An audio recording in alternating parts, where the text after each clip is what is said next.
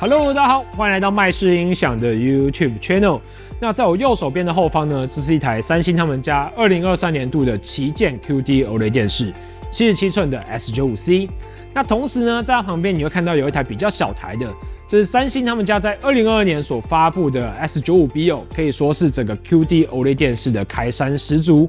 那观众朋友们一定很好奇说，经过了这一年的沉淀，S95C 跟 S95B 它到底有什么样的一个进步哦？以及呢，今年我对于 S95C 的整个系列的一个看法，在这集我们会跟大家聊聊。然后呢，现在我两台电视我是播放一样的素材，所以大家可以在听我讲话的同时呢，也看一下这两台电视的画面。当然，我之前有讲过说，你透过手机去翻看这种电视的萤幕，颜色上肯定是失准的，就跟肉眼看到的差距是比较大的。但是如果作为一个亮度比较上的参考，我觉得那还是可以稍微做个依据的这样子。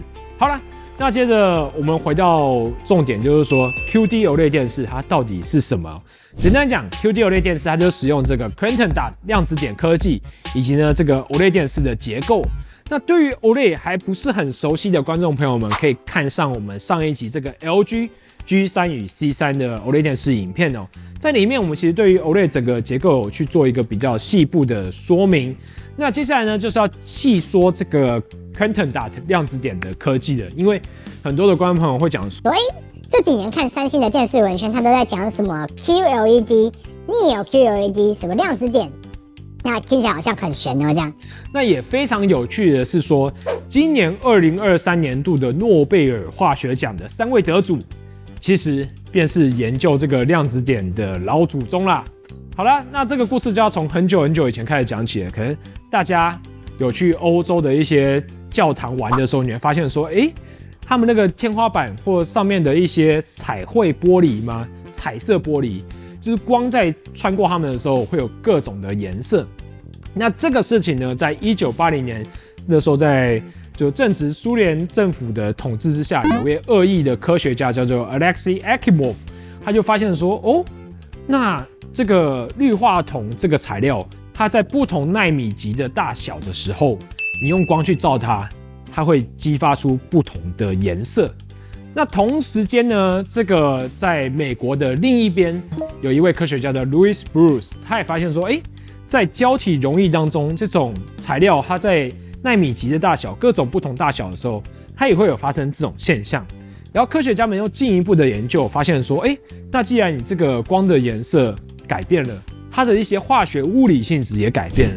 所以这个时候，人类们真正的意识到一个事情，就是说，当一个材料它在不同的大小的时候，它的物理以及化学的性质有可能会被整个改变。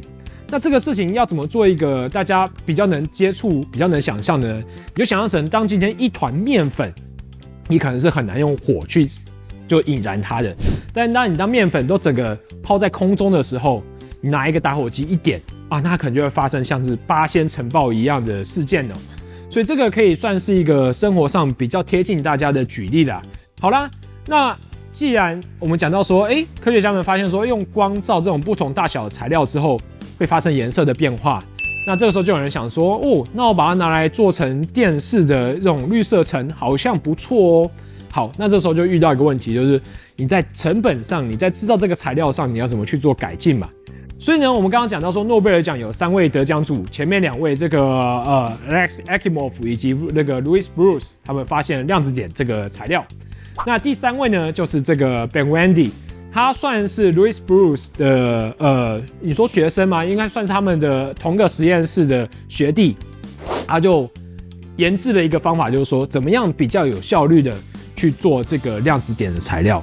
所以呢，经过了将近40年的一个进步与科技研发之后，三星他们把这个量子点的技术在电视产业上去做一个发扬光大。那当然，量子点不只有电视可以用，它在各种产业、医疗啊，甚至用太阳能发电啊，都可以去做使用。好，那量子点这个东西，它在电视产业里面，它到底是怎么样去改善电视的一个发射呢？其实我们之前有讲到，一般的电视的结构，它就是有一个背光层嘛，然后接着呢，它因为背光层是白色的光，那怎么去发出彩色的光呢？它就要去打向一个所谓的绿色层 （color filter）。那这个 color filter 他们在以前的结构传统的电视里面，它会有一个问题，就是说你的光白光今天100%的强度，你打向这个 color filter， 它就只剩下也许20% 或只剩下10% 的亮度，所以你的光有很大的部分都被这个绿色层所吸收了。那这个量子点材料呢，他们所做成的一个量子点膜呢，其实它对于光的穿透率上面，它是有一个很好的表现的。就例如你给它100% 的光，它可能可以穿过剩下80% 的光。所以呢，这个事情呢，你想想看，量子点给电视带来第一个是什么样的一个提升？它就带来亮度的整个提升。亮度的整个提升之后，第二个就是色域的整个提升。为什么呢？因为你想想看，你的红色、蓝色、绿色，每个颜色都可以比较亮的话，你能表现的色彩是不是越来越宽广了？那接下来讲第三个呢，就是它也变得更加的环保了。那什么意思呢？你想想看，原本100%的能量穿过这个绿色层，只剩下20%，这听起来就是一个很不环保的事情嘛。所以呢，应该说在人类现在都真的很注重环保、很注重地球暖化的议题上面，量子点可以说是整个改善了电视产业的一个，它算是一个非常重大的科技哦。好啦，那我们讲到这个 QD OLED 电视它是怎么运作的，基本上它就是 OLED 电视的底层的这个背光层，再配上了这个非常有效率的量子点的绿色层。然后呢，这个底层发光的 OLED 呢，他们会采用蓝色的光源，然后上面的这个量子点它就负责红色以及绿色，那这样子去做成一个 RGB 3原色的搭配，然后发出你所看到的一个色彩哦。好啦。那到这边，其实整个 QD OLED 电视的结构我们就讲完了。好，接着我们就要回到今天的这个主角，三星的 S95C 啦。今年的 S95C 呢，对比去年的 S95B 来讲，首先它的厚度增加了。大家没有听错，想说，怎么隔了1年，它的厚度反而会增加呢？其实要讲的是说，去年的 S95B 呢，虽然它讲说它的最薄的地方仅有4mm。但是呢，其实你可以把它看成，就是说它那么薄的一个电视，其实它后面还是有一个书包的结构去放它的一些主机板哦。所以虽然是它的边框是4mm，但是它到了它的中心处还是会整个凸起来哦。但在今年的 S95C 上，它采用了整个统一的厚度，就是它整个都是算是11mm。那我有用10块钱币稍微量了一下，就是大概5个10块。那当然 S95B 这个2个10块不到的，真的是边框是非常的扯啦。但是今年的 S95C 呢，它做了这个就是算是整个厚度统一了之后，它还做另外一个事情，就把它的整个那个书包的结构、主机板的结构给它拿了出来。所以它三星呢称呼这个为美型极限器。就是在最高阶的三星的机种上面，大家会看到说，他们把整个主机板把它做成一个漂亮的小黑盒子，然后既有一个光纤线的连接，能连接到电视。那这样的一个结构，我觉得在现代来讲，就是说，第一个，你的电视可以更贴墙面，然后它跟墙面在连接的时候，你会看到它可以呈现整个算是无缝的一个状态。就搭配他们家的一个零间系的壁挂架。那第二个在于说，它整个周边器材的连接上变得是更方便了。像很多的一个观众朋友常常会觉得说，你今天电视如果是壁挂或者桌放的时候，你在接的 HDMI 线啊，你都要到电视后面在一边看来看去，然后戳来戳去，就有时候真的不太好接。那美型极限器呢，它的连接上就方便了许多。然后呢，我觉得摆放上或布线上，也就是有更多的一个弹性。好啦，那讲到外观的部分，其实厚度增加嘛，它整个背板摸起来，也不像 S95B 一样是整个平面，就是 S95C 的话，它的整体的后方你摸起来就是有点像波浪状的金属的那种设计，就是手感是不错。然后整体的外观来讲，我觉得，当然以三星这种，他们家其实在外观上面，你真的是不能再去多嫌它什么。就是你如果说它是丑的，那这个世界上可能没有美的电视了这样子。好，那讲完外观呢，再稍微讲一下说，今年的推出的尺寸上面，三星有推出这个77寸，然后65寸，还有55寸。相比于去年的S95B 来讲 ，S95B 它是没有到77寸的。所以呢，如果有些人他想要买大电视的话，在今年呢，你是有多这样一个选择的。好了，那我们讲完这个外观上跟这个差异之后，来讲一下接孔哦。今年跟去年不一样在于说 S95C 它声称它4个 HDMI 接口都支援这个 4K 144赫兹的一个规格，这个在S9B 上面它是支援最高到 4K 120帧。那 4K 144帧可能很多人觉得说，目前来讲你是用不到的。但是呢，大家要看哦，三星 S955C， 如果你再等个用上它，用个2-3年，用个4-5年，那个时候 PS5 Pro 或者是 Xbox 他们的次世代又更加高阶的机种出的时候，也许在未来 4K 144帧是你会用得上的这样子。所以三星他们把规格做到，就是说在目前来讲，你虽然是都够用，他们甚至把规格做到超越现在，就是你放在未来呢，它也是一个非常堪用的一个标准这样子。那当然，如果目前你要接电脑的话，三星他们是不支援这个 NVIDIA 他们家的 G-Sync， 所以呢，就是对电脑玩家来讲，你可能目前不会把它拿来当你一个电脑的游戏萤幕。但是我觉得对于一个家用的主机用户来讲，因为它支援这个 AMD 的 FreeSync Pro 的版本，所以如果你是之后有想要玩这个次世代主机的玩家们，我觉得这台就算是绝对是绰绰有余的这样子。好了，那讲完了它的外观，讲完了它的接口之后，我接下来讲一下说，今年的 S95C 它跟去年的 S9B 在颜色上有什么样的不同？我觉得当然整体的亮度有作为一些的提升，但是如果你说这个是因为大家知道每年电视他们在换代的时候，也就同时价格会再回归原本的高点嘛。那我相信很多人如果亮度只提升一些是不能接受的。但是在颜色上，我觉得今年的一些肤色上，尤其是一些你在看人的皮肤，然后跟光照下去的感觉的时候，整个光影的感觉又变得更加的自然了。如果以人的皮肤来举例的话，像我用那个双子杀手威尔史密斯的脸，整个在看的时候，我会觉得他的黑色皮肤，如果 S9B 来讲是有点偏黄、偏橘、偏绿的感觉。然后如果是在 S95C 上面，你就会觉得，它的肤色相对来讲就是比较没有偏色，看起来比较自然哦。但是在看 YouTube 这种 SDR 的内容的时候，会是这样呈现的状态。那如果你看像 Netflix 的时候，就是看一些 HDR 内容的时候，你会发现，今年的 S95C 它在看一些这种，假如说西线无战事一开始的场景，士兵们从壕沟爬出来的时候，它的画面是有点偏蓝的。那当然，这是在它的一个预设的动态模式之下，会有这样一个观影的感受。若是你把它设定到所谓的电影模式或是一般模式呢，虽然亮度稍微减少一点，但是我觉得这个偏蓝的现象就是会算是减少的蛮多的。那这大概也是跟这个 QD-OLED 它本身的结构的关系，因为想想看，它的蓝色的这个灯光是不用经过任何的绿色层的，所以它在明亮模式的时候，蓝色会比较多。我觉得这从原理上是也能够理解的这样子。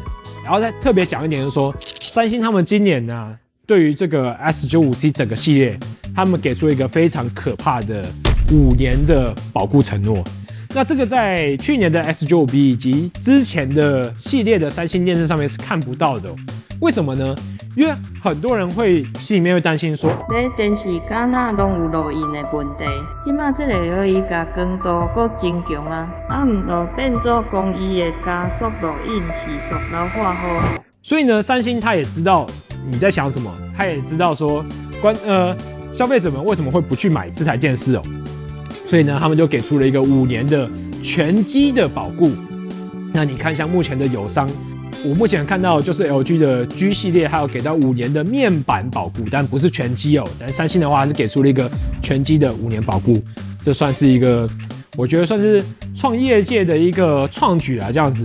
那第二个在于说，其实大家会看到，以往可能很多的观众朋友会哀嚎，我说，哎呀，什么国外的电视就是比较便宜啊，台湾的电视的价格都很盘啊，那个价格都跟国外差很多。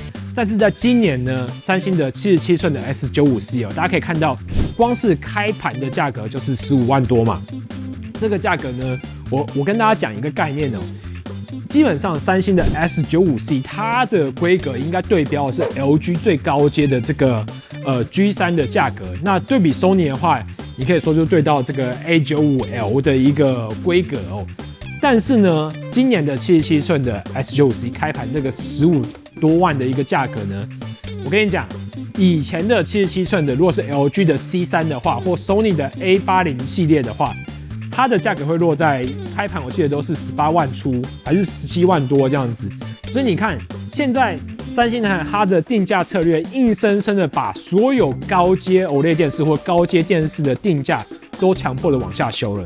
甚至你看像 LG 今年他们没有出77寸的这个 G3，那 Sony 呢他们没有77寸的这个 A80L， 就可以知道说，也许大家是在闪这个三星他们家的77寸的 S95C 哦，因为 S95C 77寸开到这个价格又5年的一个保护，那真的是在这个价位带，我觉得算是非常有竞争力，就是也算是有诚意啊，就是对于推广这个 QD OLED 电视来讲。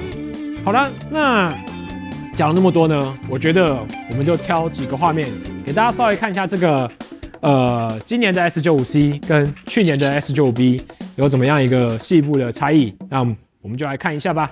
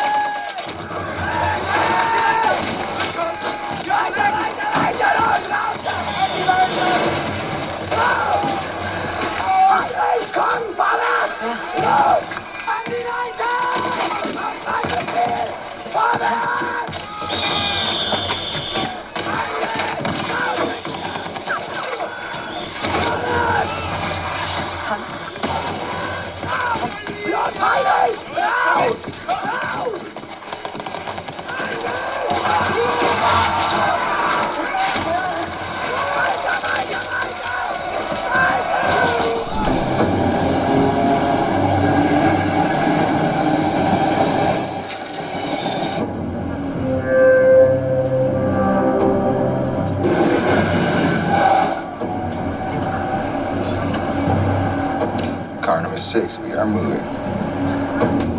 4 Alpha, repeat 4 Alpha, window seat steams on all sides. Copy that.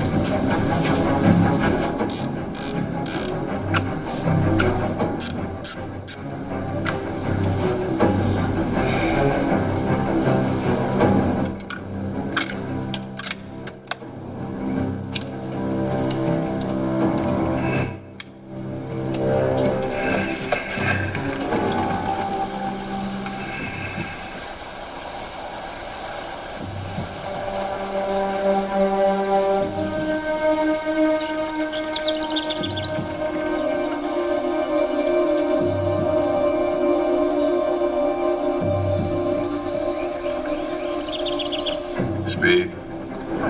238 kilometers per hour and holding steady. You all right over there?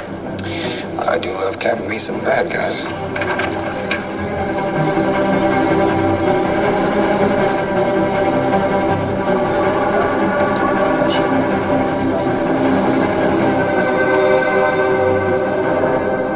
Wait. Civilian in play. I repeat, civilian in play.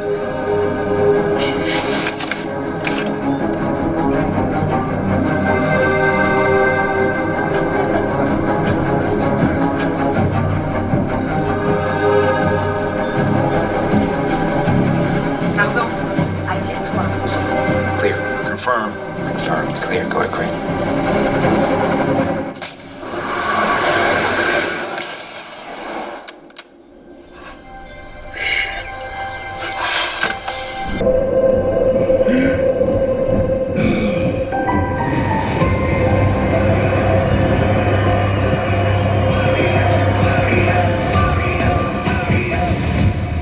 All right.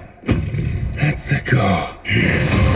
Not sure if you know who I am, but I'm about to rule the world. Wow, yay! But there's one problem. There's a human, has a mustache, just like you. You think I know every human being with a mustache wearing an identical outfit with a hat with the letter of his first name on it? Because I don't. Bowser is coming.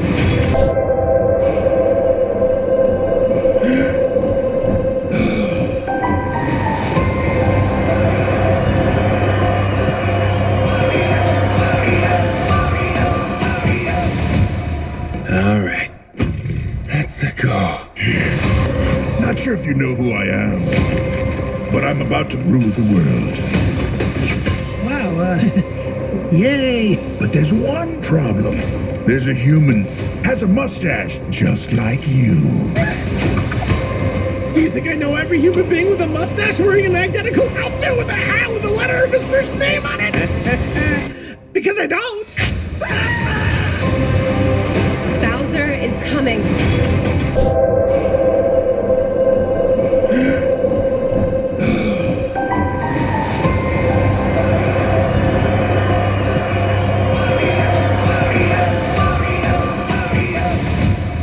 All right. Let's go. Not sure if you know who I am, but I'm about to rule the world. Wow, yay! But there's one problem. There's a human, has a mustache, just like you. You think I know every human being with a mustache wearing an identical outfit with a hat with the letter of his first name on it? Because I don't. Bowser is coming.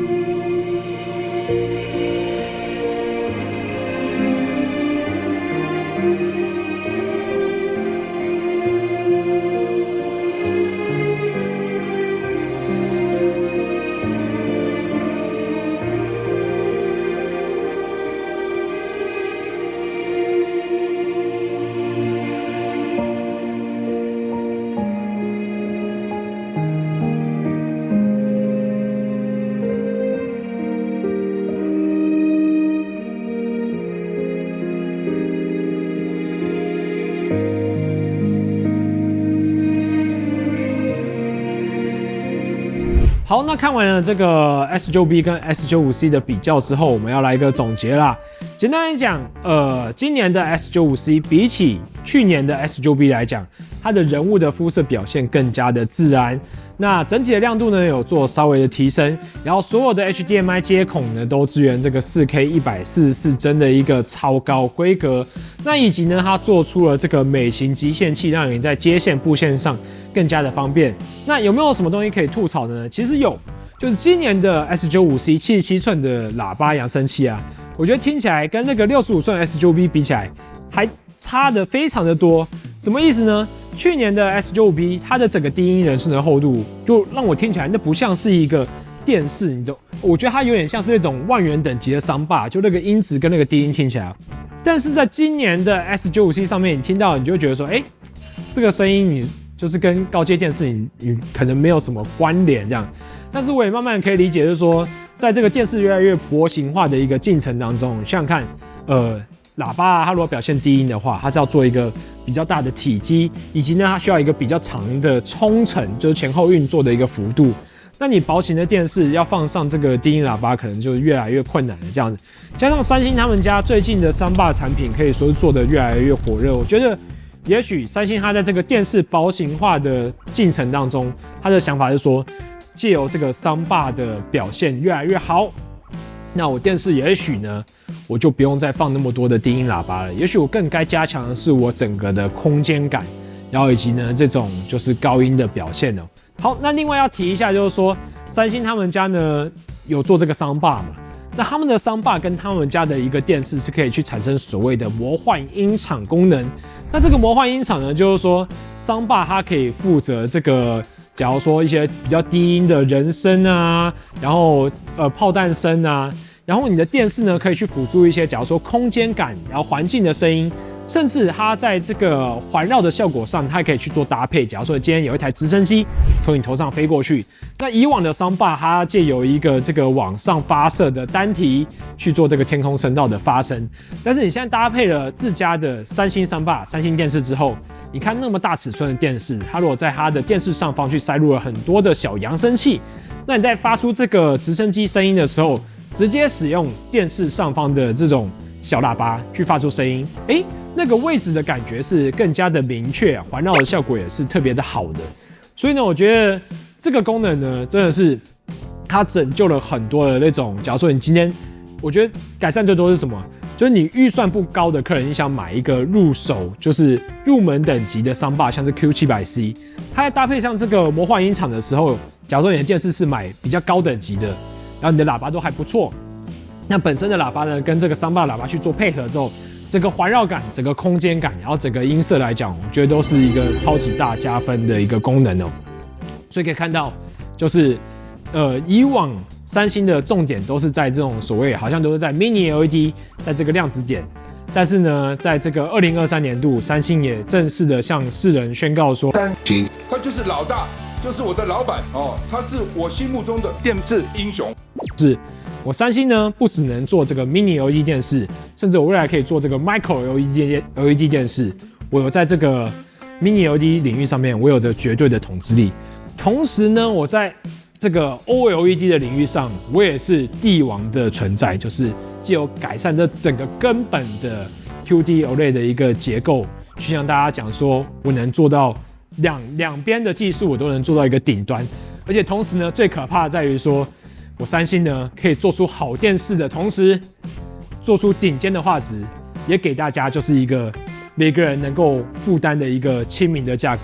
我相信这才是一个就是大家愿意看到，因为很多人常常我看大家看电视的那种评测，或看一些那种高阶电视的分享，都讲是说，哎呀，这种电视怎么那么贵啊，贵死人了，我根本不该看这种东西，或这种东西根本我就买不起啊，那看这个东西有什么用这样？但是我觉得在今年的 S95C 上面，它给了大家一个算是全新的展望，就觉得说，以后也许我不用花到一个20-30万，我就可以拥有非常好、非常可怕画质的一个电视。我觉得这个在就是把好电视推向大众的这个观点上面 ，S95C 是一个革命性的存在啊。好了，那我们现在麦斯音响门市呢，同时就展这个 S95B。S95C， 大家可以来体验一下，就是科技过了1年，它的一个电视到底是怎么样的进化哦。以及呢，同时我们还要展示三星他们家旗舰系列的一些 QN900C 旗舰的这个 Mini LED 电视，以及呢他们家的 QN85C、QN90C 系列的 Mini LED 电视，可以来我们麦斯音响体验一下三星他们家这个绝美的外形，然后顶尖的画质，以及呢还有这个顺畅的操作系统。我是 Alan， 那这次的节目就到这边。那喜欢我们的观众朋友记得按赞、订阅、加分享。那我们就下次见喽，拜拜。